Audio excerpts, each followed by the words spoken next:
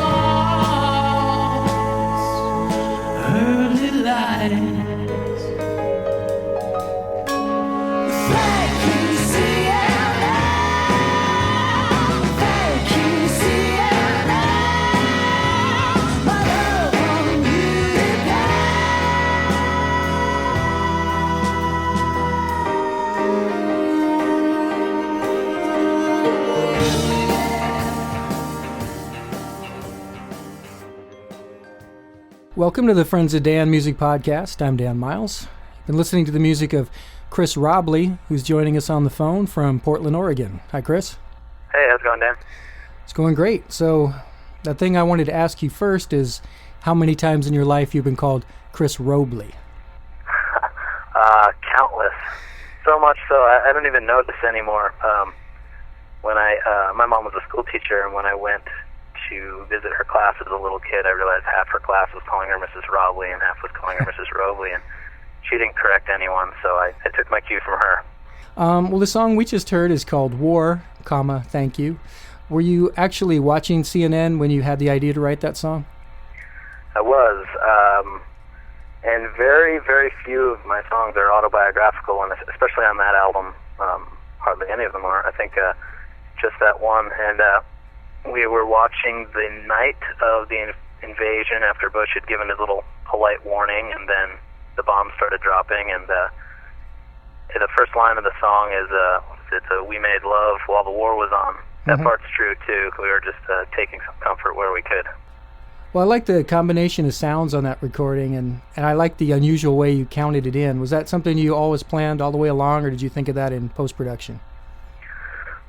The instrumentation was planned ahead of time with the horns and the cello and vibraphone and all that. That stuff was planned, but the count-in with the TV click-off was something we came up with. I think actually the engineer, producer Rob Stroop came up with that idea. I think he'd heard it on a Fastball song, so we ripped it off from that.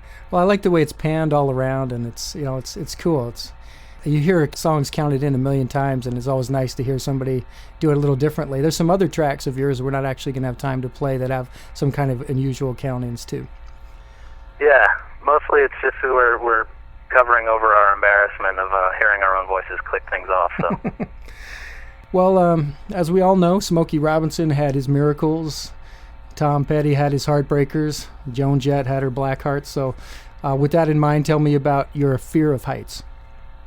The Fear of Heights. Let's see. It's basically a band that I suckered into being a band by promising them that it would just be one show we were going to do, and that was supposed to be the release party for my first solo album, which was just released under my name. And because it was only one show that we were going to do, I was able to get a lot of great players from Portland involved, and we had such a good time that I coerced them into staying and actually becoming a band. And the Fear of Heights name, I guess, just comes from the fact that I'm extremely, extremely afraid of heights. So it's another autobiographical aspect to your trip. Yeah. You don't get it in the song, so you get it in the band name. So you didn't think, oh, what would be a cool phobia? You just thought, well, this is my actual phobia. Well, at least it isn't fear of performing. That's true. Who are the actual members of Fear of Heights? Well, it's been in existence about 4 years, and the core members, well, I guess I should say that it's been a lot of transitions. We've sort of been this folk rock ensemble with horns and strings and people coming and going as I could, whoever I could convince to go on tour at the moment was who I got. But the core members right now are Arthur Parker on bass, Dan Adliff on keyboards and flugelhorn, and John Stewart on drums. And we're a four-piece right now, but for the previous 2 years, I should also mention that a really amazing Portland songwriter named Rachel Taylor Brown was a member and played a really huge role in our band, and a viola player named Ben Lansford, who now is playing with Holcomb Waller, who's another great Portland songwriter. So pretty much different players can come and go, since you have that kind of like the Wailers. You can have different people come in and just call them the Fear of Heights, but you do have your long mainstays. Yeah, exactly. And, we did the sort of sprawling ensemble thing for so long. Occasionally I'd have as many as 14 people on stage with flutes and all sorts of stuff, and I'm really just enjoying it being a four-piece now that's sort of like a well-oiled machine. We've got our parts down, and we all have more work to do individually, but I think it actually makes it a little more exciting of a show. Yeah, well, I played guitar in the stage band, the jazz band in high school. I think we had 14 people, but I think that's about the only time I've been on stage with that many. Sound checks are pretty nightmarish. Most of your albums are attributed to Chris Robley and the Fear of Heights, but the song we opened the show with is from an album called Anxiety on Parade by a band called The Sort-Ofs. So what was the story behind that band? The Sort-Ofs was a project I started with my friend John Stewart, who's also the drummer in the Fear of Heights. And about the same time as I was recording my solo album, which was kind of bedroom folky sort of stuff, I wanted to do something more rock-oriented. So he and we were living together at the time. We pretty much went down into our basement and started bashing away at a bunch of tunes. And the initial concept was to be really raw and not really concerned with, good performance things like singing in tune and having metronomic tempos and whatnot. It was just me on distorted keyboard and him on drums. And there was another band in Portland that had a similar kind of aesthetic and instrumentation called Quasi. So just to get the, critique out of the way in advance, we called ourselves the Sort-Ofs to address it. And we played out for about 6 months like that. And then when we made the record, I, of course, got carried away and added all these giant arrangements. So by the time the album came out, we'd actually become a full band, and I'd enlisted some of our friends too. We were a 5-piece at that point. Have you done any other albums besides that one under that name? We haven't, and the reason is that album was actually all of the songs on that album are very kind of anxiety-laden and politically oriented, and I just haven't been that pissed off since then. So a lot of my songs since are more relationship-driven or, historical, but not necessarily angry and political. And if it reaches a point where I'm that angry again, hopefully I'll write a new batch of songs and we can release a new album. You've got a whole identity sitting there waiting for you. Well, yeah, Youth in Vogue and some of the other tunes do have there is a looseness to it. I see what you mean about, it's not of self-conscious in terms of the recordings, and it's kind of keyboard heavy, which kind of compared to some of the others, which makes sense now that you tell me it started as a keyboard drums thing. But it's a lot of fun to listen to. I recommend people check it out. It's got a lot of good tracks on it. Oh, thank you. How many instruments do you play? Well, I would say I really only play guitar and keyboard, kind of competently. Those would be the only two instruments I'd feel like if you threw some sheet music up in front of me, I could do a decent job. But I also play bass and mandolin and banjo and, synthesizers and harmonica. But I definitely wouldn't call myself a master at any of those. Which do you prefer to write on, the keyboards or the guitar? I go back and forth. I think I tend to come up with more chordally, harmonically complex stuff on the piano, like probably most people do that play both instruments. So I think compositionally I'm maybe more interesting at the piano, maybe more lyrically interesting on the guitar.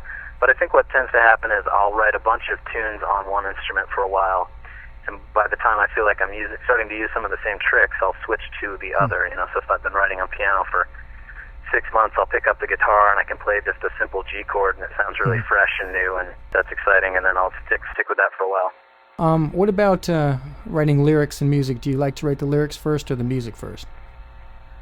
Well, the lazy part of me likes to say that I like writing lyrics first, because then I feel like I can get a good lyric and then I have an easier time setting lyrics or coming up with music to lyrics that I think are already solid on their own. But the tunes that I like the best of my own are ones where I've come up with the music first, and then it takes me forever to have to write lyrics that both fit the music and I feel like are strong enough as lyrics on their own. So that's more of a pain in the ass to write that way, but I prefer the results, I think, writing the music first. That's interesting. Yeah, I don't really have a choice. I always write the music first and go through all the suffering of making the words fit, because if I just see the words on the page, I'm not like a Elton John, Bernie Taupin thing where you can have all this great music, pop indie. I just don't have that ability. One of the things I like about your albums is, they do sound very different from each other. Is that a conscious decision, or is it organic, or am I just imagining it? Well, I'm not sure. Actually, I played a show last night, and some people would come up afterwards, and they were buying CDs, and they were curious about which one to purchase. And the way I sort of explain it really quickly is that my first album is bedroom folk, my second solo album is orchestral folk or orchestral pop, the third one is psychedelic pop, and then the latest one is just pop. And then the Sort of album I always kind of describe as prog rock pop or something like that. But I don't think any of that was really conscious up front. I think what is conscious is that each time I go to record, I try and come up with some sort of new process or parameters, and then from that, I think, grows hopefully a sound that keeps changing.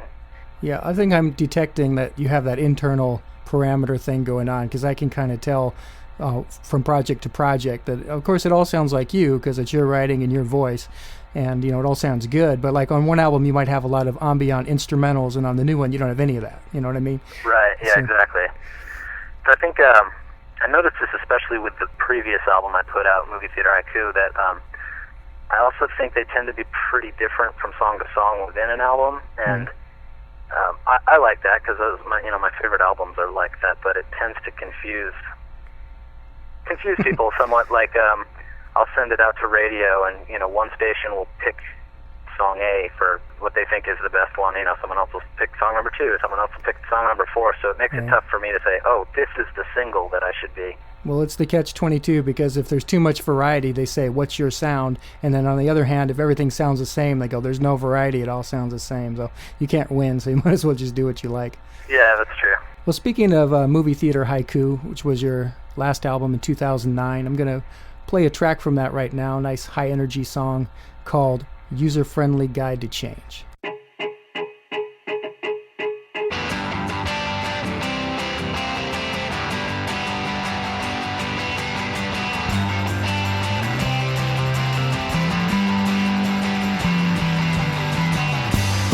Like a flower towards a memory of the sun. Like a flower towards a memory of the sun. Like a flower towards a memory of the sun. You would do the things that you have always done. Like a flower towards a memory of the sun. Like a wounded bird is falling from the sky. Like a wounded bird is falling from the sky. Like a wounded bird is falling from the sky. You would never, never know the reason why. That you never,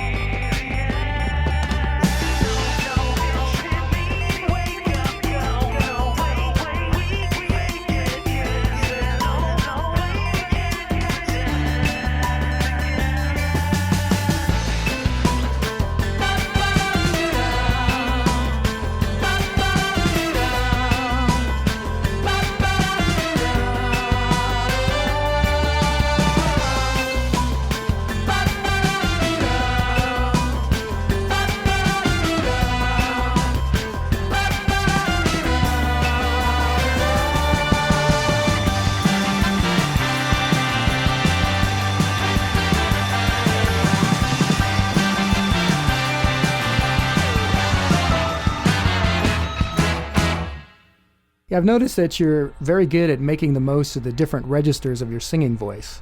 That was a nice vocal performance on that track by you. A lot of enthusiasm, huh? Thank you. I also like the bass part a lot. It sounds very Revolver era 1966 McCartney sort of feel to me, and the horn parts are really cool too. Do you actually write charts out for horns, or you just work them out verbally? Well, I worked them out verbally, but it's interesting you mentioned the Revolver era McCartney bass thing, because that is the exact instructions I gave Arthur when he came into the studio. We recorded this track at my friend Mike Kirkendall's house, and he came in and he said, "Okay, what do you want?" And I said, something like do do do do do do. And he was like, "Oh, I don't know exactly what you're singing." I said, "Well, just think McCartney Revolver," and that's what he played. Does he play a Rick? A Rickenbacker? He actually does play a Rickenbacker, yeah. There you go, man. And we recorded an album about a month ago, or not a full album, a few songs where he was playing a Hofner knockoff, so cool. That was fun. But with the horns, I had my friend James Gregg come in, and we worked it out together. I had some of the melody worked out in my head, and he did most of the sort of harmonizations, and my instructions for that was a cross between 515 by The Who and 60s television game show theme song. The parts are perfect, and they accent everything well, and they're in the mix at a good spot. It's just I like all aspects of the song, but the bass and the horns and your singing is what I noticed. I also noticed, I don't know if it's the chorus or the pre-chorus, where it goes into an entirely different feel, like a techno kind of you know what I'm talking about. Yeah, I programmed a beat on a cheap keyboard that I brought in for that, and then had John the drummer kind of overlaid a sort of what's his name from the Police? Stuart Copeland sort of beat on top of that, and then I had those Casio keyboards going. So I thought of that section as more of like a Beck. Yeah, the whole song kind of reminds me of Beck, actually. And also those parts are so different that when it comes back into the main song, and you seem to go to that part just long enough that when you refresh back to the main song, it just kind of keeps the whole thing moving forward. It's a good, cool track. We had to record it in, 4 pieces. I think we did the verses separately from the choruses, and then sort of flew them over together. So Peter Fedovsky was on the show recently. I know you've shared the bill with his band Curtains for You in the past. You're in Portland, he's in Seattle. What's the relationship like between the Seattle music scene and the Portland music scene? Is it competitive or cooperative? I've never known it to be competitive, and it's fairly cooperative. And I also know that at least there's a lot of Portland musicians that will go up there and live for a while, or just flat out move there, and vice versa. I know a lot of people from up there head down here, so it seems like there's a pretty good exchange going on. And every time I've contacted Seattle bands to do a gig swap between towns, they're pretty receptive. So. Well, I was talking to Peter, this was before I even thought of doing the podcast. He was telling me he had just played with you, and he enjoyed your cover of the Wing song 1985. Probably how it sounded, and also just that you even did that song probably surprised him. And when Paul McCartney wrote it, though, 1985 was 12 years in the future, but now it's 25 years in the past. So, how can you sing it without going into a time warp or melting your brain? Let's see, I think the best way to avoid temporal schizophrenia is to play a whole bunch of songs that reference years. This sort of has a tune called Christmas Card from New York City to Anyone Who'll Read It, 1946, and then The Fear of Heights play a Harry Nilsson cover called 1941. So we're all about dates. That way we don't get easily sucked into a time warp. Well, of course, ironically, 1985 was the year Back to the Future came out. So do you think Paul McCartney's 1973 vision of 1985 included Michael J. Fox? I hope not. You've been called the Stephen King of indie pop. Who came up with that description of you? Actually, that's a little secret that I'll reveal to everyone now, which is that one of my friends came up with it and mentioned it to someone in the local Portland press. I think was the first person to take it and print it, and then from there it just sort of spiraled out of control, and everyone who wrote anything about my second album mentioned that, and all of a sudden became something that not just my friends said, but the press said. And then, well, how do you feel about it? Do you think it's apt, or do you like it, dislike it? Oh, it was a good soundbite. I don't. I think it clarified. I don't know if it clarified anything. It evoked some sort of response. Obviously, I don't know. It sort of stuck around longer than I thought it was useful, but I shouldn't be looking a gift horse in the mouth, I guess. Maybe they'll start calling Stephen King the Chris Robley of horror. Right. I hope they're not saying that I put out too many albums that are of, average quality. No. I think it's just a reference to your lyrics, and I kind of see it and I kind of don't. So, Right.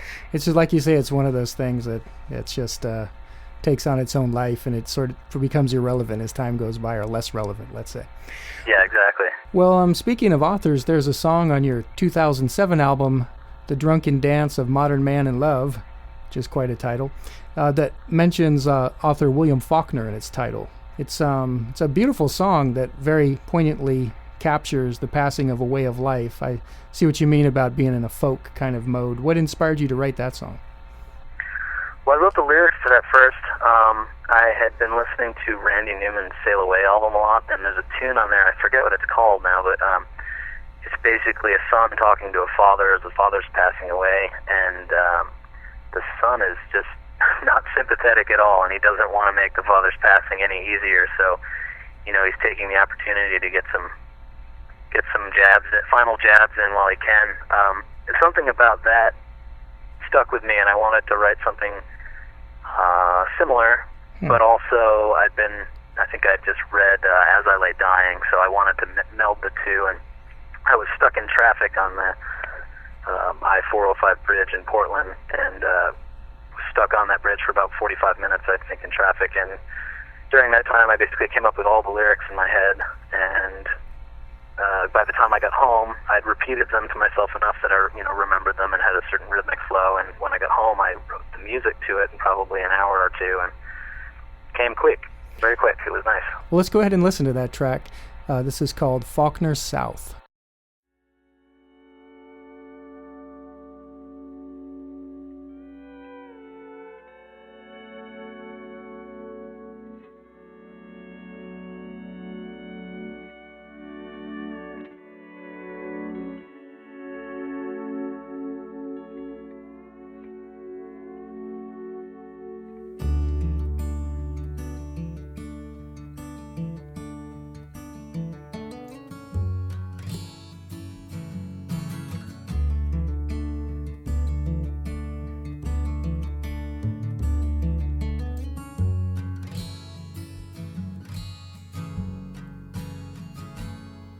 In Faulkner South there was a decency to slow decay.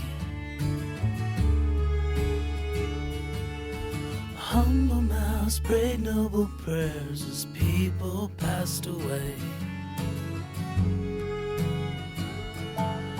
Is that how we are now, old man? Is that how we are now? I can't see this from a distance, so my instincts tell me no. It's just the end, it's just amen, just time for you to go.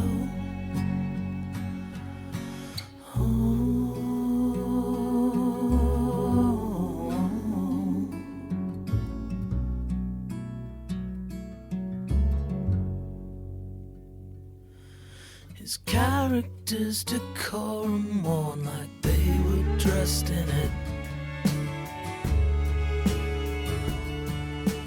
Measured manners, proper standards in the Old Testament. Is that what you read now, old man? Is that what you read now? I can't write a goddamn word, but I've learned to offer my best guess. To form a sentence in your defense when there's nothing of you left but bones.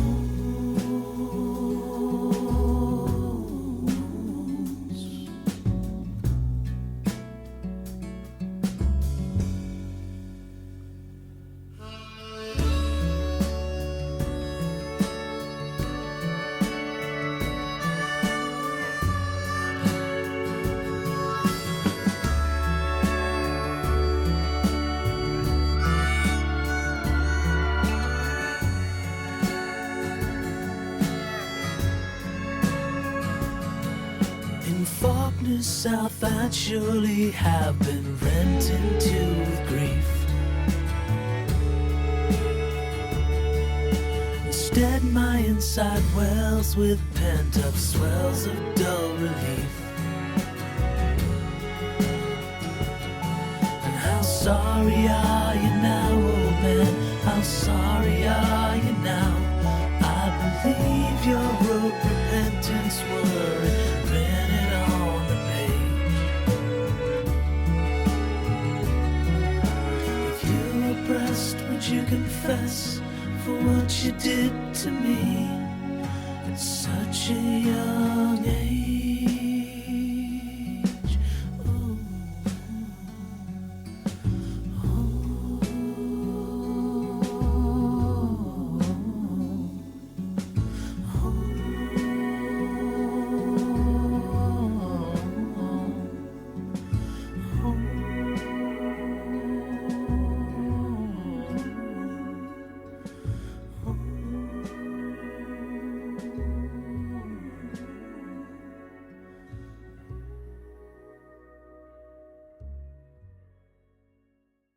Well, I think that's an excellent example of a case where the mood of the music perfectly matches the mood of the lyrics.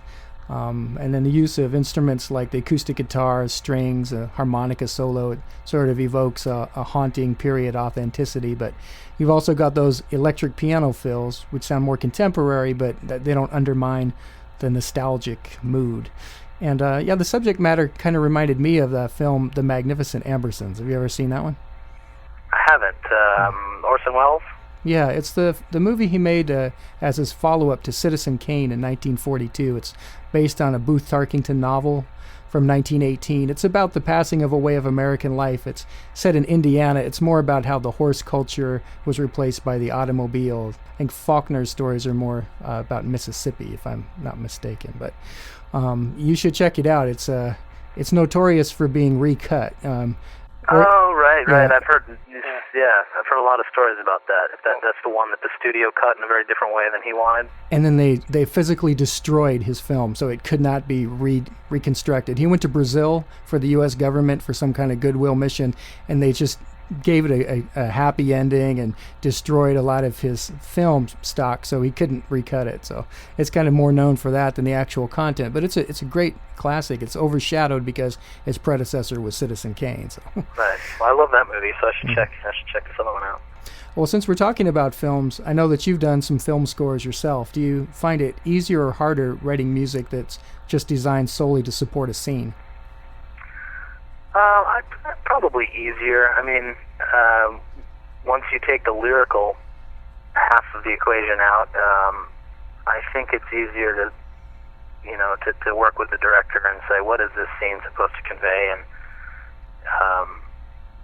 without the lyrics getting in the way, I think it's easier to just focus on the sound or the sonic textures and get to the heart of the matter. Well, that's true if there's no lyrics to match up. I always think of Henry Mancini saying that, he just looked at that film stock and saw Audrey Hepburn or whatever, and he wrote Moon River, Two for the Road, Days of Wine and Roses, and it was he says anyways, his entire inspiration was just viewing the film. And also David Raxon, Laura, the Gene Tierney movie, classic melody. I can't imagine looking at silent film and thinking of the Days and Wine and Roses based on what I see. So I guess it's a unique skill, Yeah, I can't imagine it either. Just come up with little sonic snippets. Yeah, you don't say they should give you we need a 20-second cue here, and then we need a 40 seconds here and a minute there, and that kind of thing. Isn't it more like that? Yeah, pretty much. I mean, it's fairly manageable, and these things, they're not very sweeping, and it's not a grand composition or anything. I'd be into doing that. I just haven't had the opportunity yet. Well, you're young. You're still young. Well, before we start talking about your new album, I wanted to talk about a few of your older songs. We don't unfortunately have time to play everything, but you've got one that's called Baltimore Fugitives Buried in Brownsville, Texas. Is that a real headline, or is it something you made up? I made it up, and I thought that song was kind of like it reminded me at least of some sort of Bruce Springsteen, Nebraska fugitive ballad, and I thought, well, where is the furthest these people are going to get before they can cross the border? Because they don't get to cross the border. They they don't make it that far. So I actually had to look on a map, and I saw Brownsville, Texas, sitting there on the border. I was like, that sounds great. I'll steal that for the title. Well, it makes me think of Butch and Sundance, you know. Right. I was also thinking of, what's that, Thelma and Louise. Yeah, there you go. Of course, I don't think they're headed for the border, but I had a similar ending in mind. Yeah, well, most of the song, it's the hopefulness. We're going to get to Mexico, etc. It's not so much about the unfortunate ending. And also the Baltimore buried Brownsville. Like there was a hidden Better Business Bureau subliminal message in there with the BBB. Oh, well, you mentioned the title from the sort of Christmas card from New York City to anyone who'll read it, 1946. How do you come up with a title like that?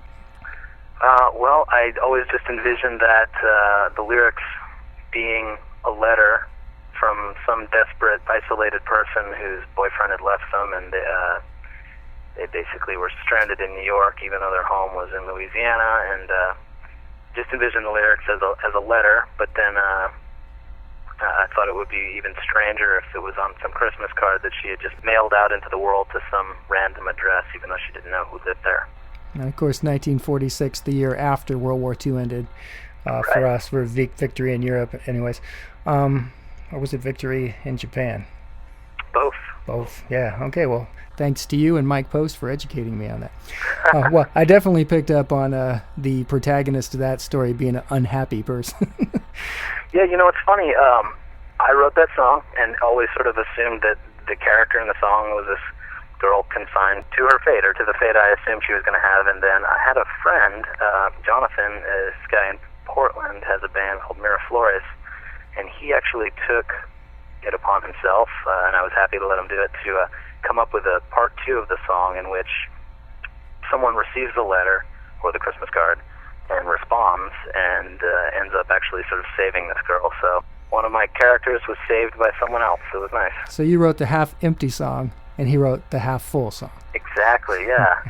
Yeah, You know, it's maybe cheesy to say, but I was actually really moved by it. I got kind of like choked up when I heard the song and realized that I'd written this person off, literally, and then they had some hope. That's the beauty of collaboration, and it's the type of thing you don't see coming, huh? Yeah, I mean, it was a great experience. I've never had anybody volunteer to write a sequel to one of my songs. Maybe you should post that out on your website and see if anyone... I don't think I want anybody to do that. I think my songs have resolution and conclusion in them. I don't think that they have an open-ended aspect to them. Well, let's do one more. You've got a song called, a track called "The Late Great Age of Paper," which I thought was a really promising title, and I was sort of disappointed to find out it was an instrumental, because I was wondering what you wanted to say about the topic of the passing of the age of paper, which we're sort of in the midst of, in a sense. Did you want to take this opportunity to expand on that concept at all?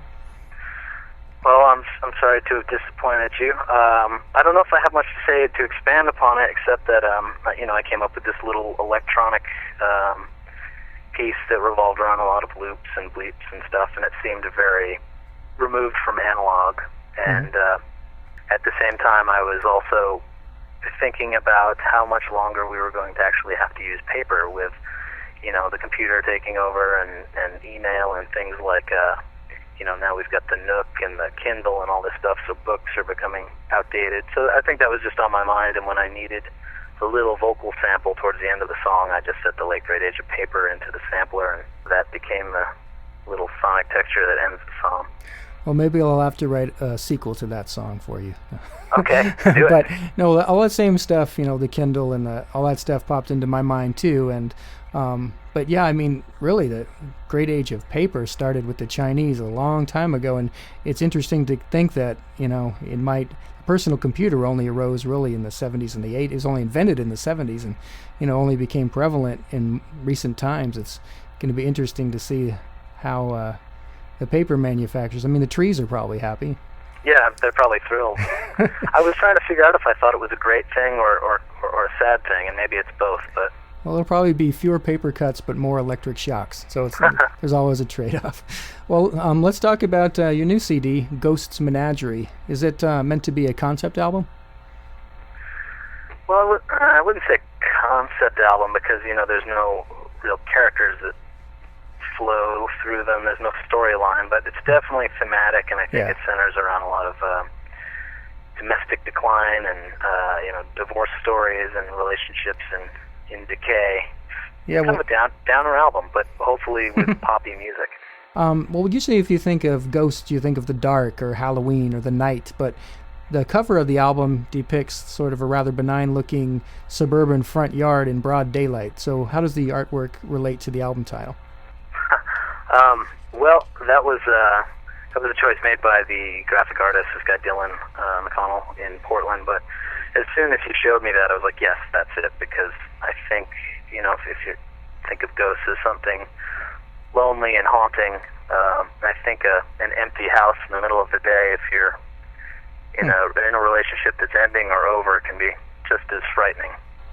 Well, that's what made me wonder if it was like the theme was sort of the past, or like thinking back to a house you used to live in or something. Right, and the second song on the album is actually called Nostalgia, so I thought there was definitely a looking back element to the album. I'm going to play a track from the album called Raymond Carver Couple, and I chose this one because I thought that the chord progression you used was sort of unusual, and then the melody, particularly in the chorus, was pretty hard-hitting and dramatic. And I also liked the wild guitar solo at the end. Was that you playing that? Yeah, and that's most of the songs on this newest album, Ghost Menagerie, were recorded with at least drums, bass, and guitar live to begin with. But this is one of two songs that began with a drum machine that I programmed, and then I pretty much layered almost everything else that's on the track. Well, let's listen to it. It's a really interesting song. It's called Raymond Carver Couple. This is Chris Robley and the Fear of Heights from the brand new 2010 CD, Ghost Menagerie.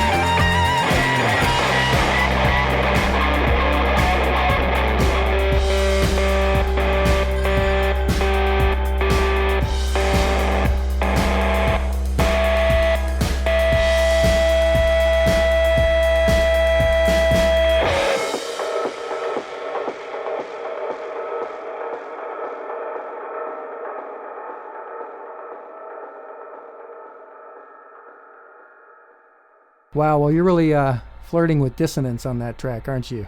It sounds almost like it's just waiting for somebody to push it into complete noise, but it just Especially at the end, it just stays on this side of it. It's cool. What's the song about lyrically? Well, lyrically, I think it's a couple that's both recognizing individually that things are over, although they haven't really, addressed it together or publicly. And one of them has a secret that they think is a complete secret, yet the other one knows that there's something not being said. And I think what I was trying to do, a lot of times I can be very specific in my songs with lots of details and dates and places and stuff like that. And the reason I called it Raymond Carver Couple, I really like Raymond Carver's writing style where it's spare and, that no detail is in there unless it really needs to be in there. So I was just trying to keep things specific and vague, if that makes any sense. I just wanted to have enough to suggest what I was getting at, but not paint it too, not color it in too much. Well, it's a cool song, and so are all the other tracks on the album, so I encourage everybody to check it out. To learn more about Chris Robley and his music, you can go to chrisrobley.com, ChrisRobley. Of course, as always, we've got links and photos posted on our Facebook page, and if you haven't added us yet on Facebook, please do. We'd love to know who you are and get your feedback on the show.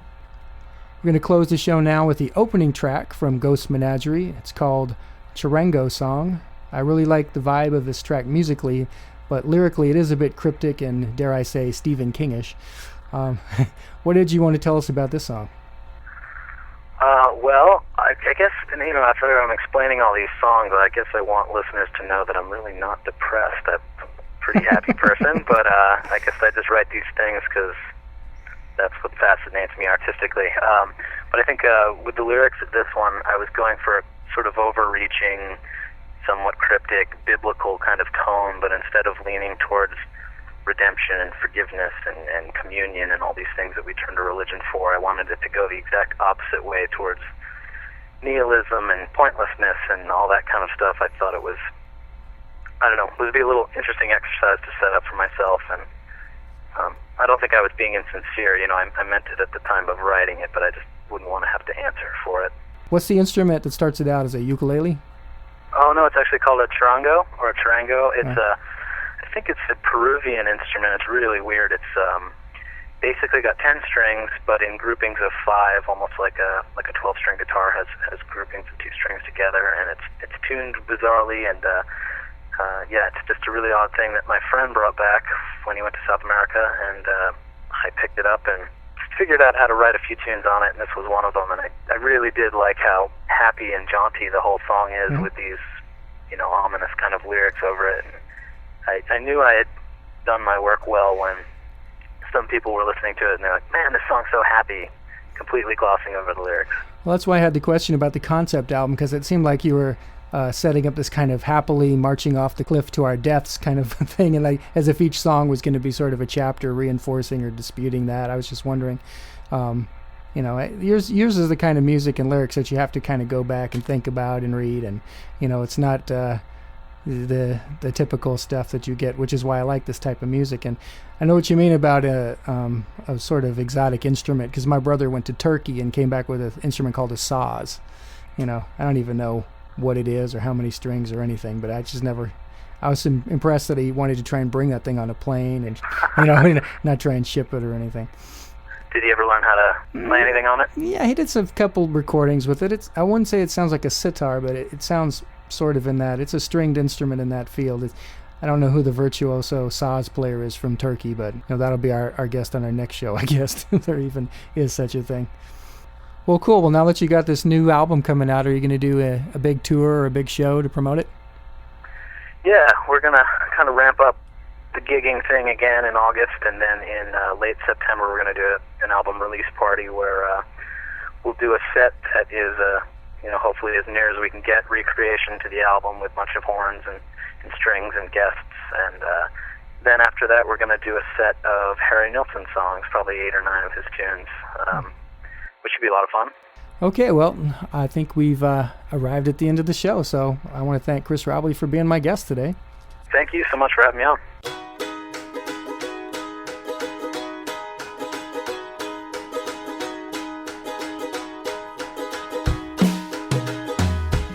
Step by silent step, we're creeping discreetly towards the grave. Stone by polished stone, we get ground down in the tumbling waves. Step by silent step, stone by polished stone, everyone's on their own.